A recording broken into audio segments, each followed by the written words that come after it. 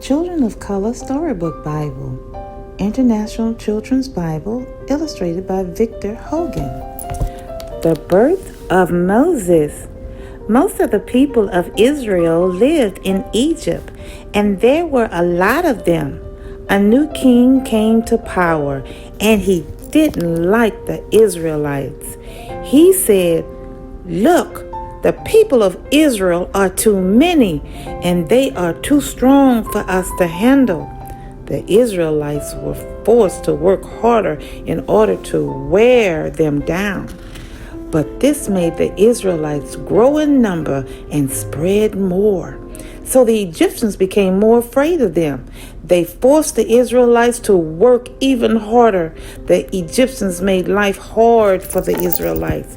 There were two Hebrew nurses named Sephra and Puah. These nurses helped the Israelite women give birth to their babies.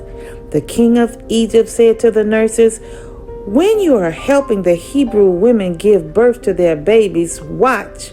If the baby is a girl, let the baby live. But if it is a boy, kill it." But the nurses feared God, so they did not do as the king told them. They let all the boys' babies live. Then the king of Egypt sent the nurses, and he said, "Why did you do this? Why did you let the boys live?" The nurses said to him, "The Hebrew women are much stronger than the Egyptian women. They give birth to their babies before we can get there." God was good to the nurses, and the Hebrew people continued to grow in number, so they became even stronger. Because the nurses feared God, he gave them families of their own. So the king commanded all his people, "Every time a boy is born to the Hebrews, you must throw him into the Nile River, but let all the girls' baby live." A married Israelite man and woman had a beautiful baby boy. Unable to keep him hidden after 3 months, the mother, Jochebed, made a basket, put the baby inside the basket, and put the basket among the tall grass at the edge of the Nile River. The baby's sister stood a short distance away. She wanted to see what would happen to him. At about the time, one of the king's daughters came down with her women to bathe at the river.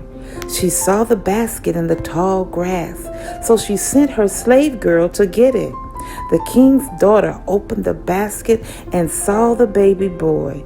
He was crying, and she felt sorry for him.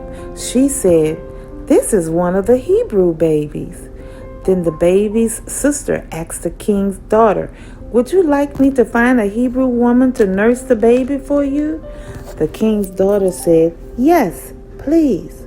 So Miriam brought the baby's mother, Jochebed, to the king's daughter. So the woman took her baby and nursed him. After the child had grown older, the women took him to the king's daughter. She adopted the baby as her own son. The king's daughter named him Moses, because the name Moses means pulled from the water. From Exodus chapter 1, verses 6 through 10, Exodus 1, verses 15 through 22, and Exodus chapter 2, verses 1 through 10. Good night.